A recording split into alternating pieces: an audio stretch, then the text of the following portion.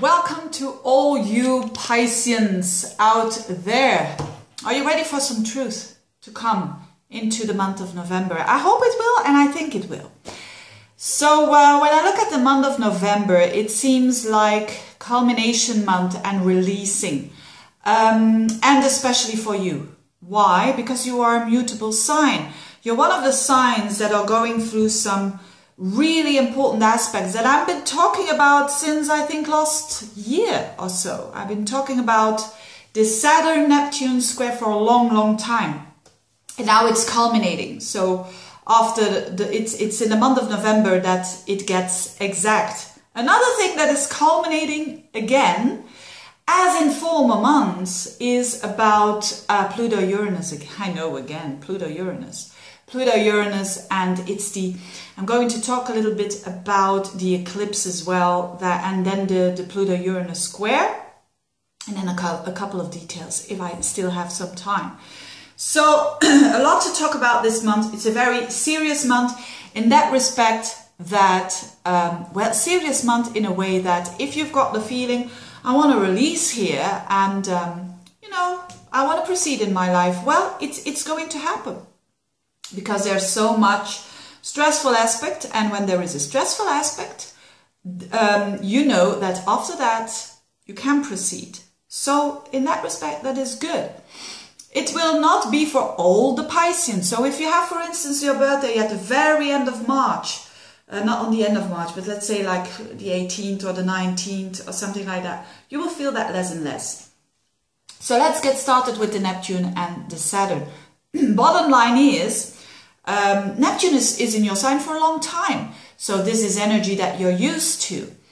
And this is energy at its best that shows you many ways in life. And at its worst, it's maybe because Neptune is with you, maybe at its worst, it's self-deception. So for a lot of people, it's probably something in the middle, or deception of other people towards you. Could be the case as well, even when it's in your first house, because, you know, you always have to look at the opposite house as well. So that's one thing. It's like realism versus, dreaming, my vision, my ideal. Now these energies are going to clash. So it shows that the good thing about this is that maybe you will lose an illusion, one or two, and that could be painful, but that doesn't always necessarily have to. But when you get rid of one or two illusions, you can go on. And again, it doesn't have to be an illusion. It can also be a misunderstanding of something. So, and what is it for you? So the Neptune is with you. And what is happening now, which is way more important than when it would have been like a faster planet, Saturn is coming. Saturn is squaring up to Neptune. So it's like correcting it in a way, you could say, because Saturn is like, he's so real and he tries to correct you. That's basically, if you would think about why this is happening, this is why, just to correct something, just to make it a bit more real so you can go on with your life. And Saturn is approaching your 10th, is in your 10th house. And so that's where the responsibilities are. That's where, so I think for a lot of Pisceans, there are responsibilities.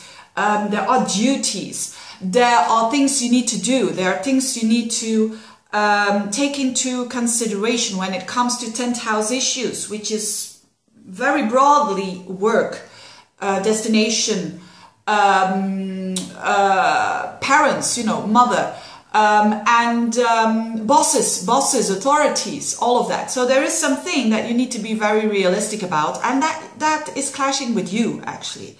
You don't really want that. It could be, for instance, that the boss is really asking so much of you, and you don't really want to, but, you know, you have to get very real about that. So it depends on the context, whether it is going to be a big shift or not. For some it will, for others it will be just a little shift there. But bottom line is to get you on track again so that you can proceed. So yes, very interesting indeed. So again, in combination with that, we have another stressful aspect. That is linked with the eclipse of September, you know, the eclipse in Aries. And the eclipse in Aries, to the axis of Aries and Libra, was about relationships in general. And that eclipse showed, because an asteroid, Juno, was there as well, the eclipse showed something about true commitments, true, real, where do you need to commit to and where not. That was in general. Then so September was for a lot of people a bit of a stressful time. And then in October, the aha moments and the, yes, here we see truth here, was coming in, especially on the 12th of October, because there was a new moon there.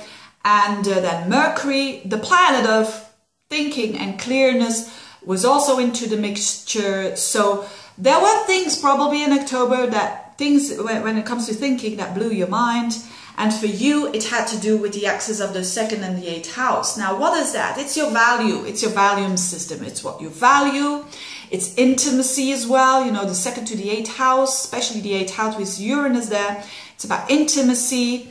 Who do you trust? Who don't you trust? And it could also be on a very basic level that it had, and it was a bit stressful, it had to do with possessions.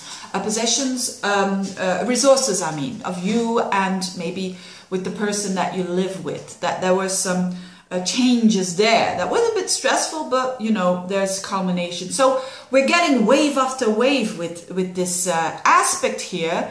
And as well as in November, because a lot of planets are passing through Libra. And now in November, it's not done yet. It culminates around the 2nd and the 3rd week. And Venus will get into the picture. So Venus will aspect first Pluto, as Mercury did last month. And then it will aspect Uranus. And then for some unpredictable reason, the battery went low. And I was so in my train of thought, but let's have a repetition here. And I hate to edit. And it's always with Pisces or Scorpio. No, it's actually more with Scorpio. But anyway, so I was, this was a little break.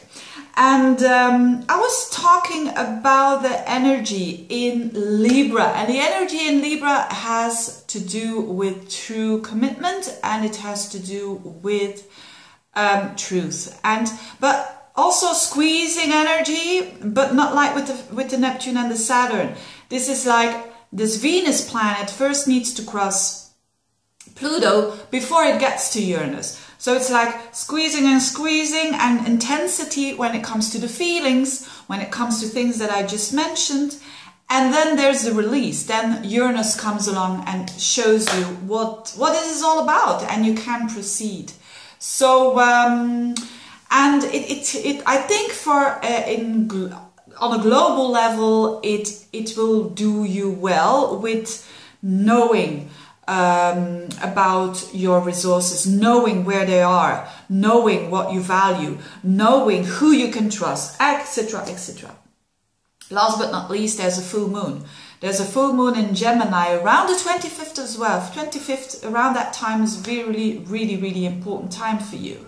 For all the cardinal signs. Not cardinal, flexible signs, mutable signs. And the full moon is in your Gemini.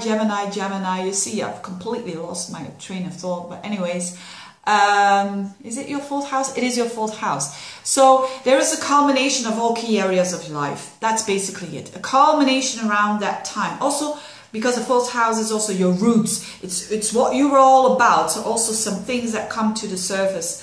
And again, it is a fact that is showing here. You can go on. And the energy that is going on that is really good for you at the moment is the Sun and Mercury in Scorpio. So whilst all these stressful aspects are going on, and it's a bit stressful, you know, it is what it is, there is the Sun and the Mercury in Scorpio for a long time in your 9th house. Now, what is that? This is good because it trines your energy, and this is about the 9th house in general. It is about your connection to something that is bigger than you. Maybe you don't believe in God, then it's maybe, you know, the trust that you have in the universe. All the houses above the 7th are connection houses. So the 9th is your connections with God, the connections with Allah, if you like, or with Buddha, whatever you believe in. And you can have very deep conversations here. With Scorpio energy, absolutely. And Scorpio, wherever Scorpio is, it's like an ally. It's like Scorpio is like a protection as well. So see that, keep seeing that. That's one thing. And another thing, also have a look at your blessing with Jupiter there in the 7th house and the North Node shifting towards it. Because now in November, the North Node will be in Virgo. So open your eyes to, maybe it's just one person, maybe it's more person, could be, I hope for you, with Jupiter meaning a lot. Or maybe it's just your dog, or your cat, or your I wanted to say, or your Pisces, no, a fish, you know, that saying all of the time and looking at you, look at me, I'm here still. So what I'm trying to say is, see the blessings, because there are good people around you with the Jupiter there and the North Node. And in the future, you will benefit from that, because that's where your growth is now. So the spiritual practice, which is always the South Node, is in your sign. It's coming into your sign. So it means parts of you, parts of your identity, parts of how you acted and whatever, parts of your ego are going or dissolving, especially with the Neptune as well there, and especially with Chiron. But you need to focus. Well, you don't need to do anything, but it's a good thing to focus on others as well, on companionships, on, you know, what I told about the trust as well is very important indeed, and is a blessing for you. So have a very truthful month, you Pisces. Thanks a lot for watching.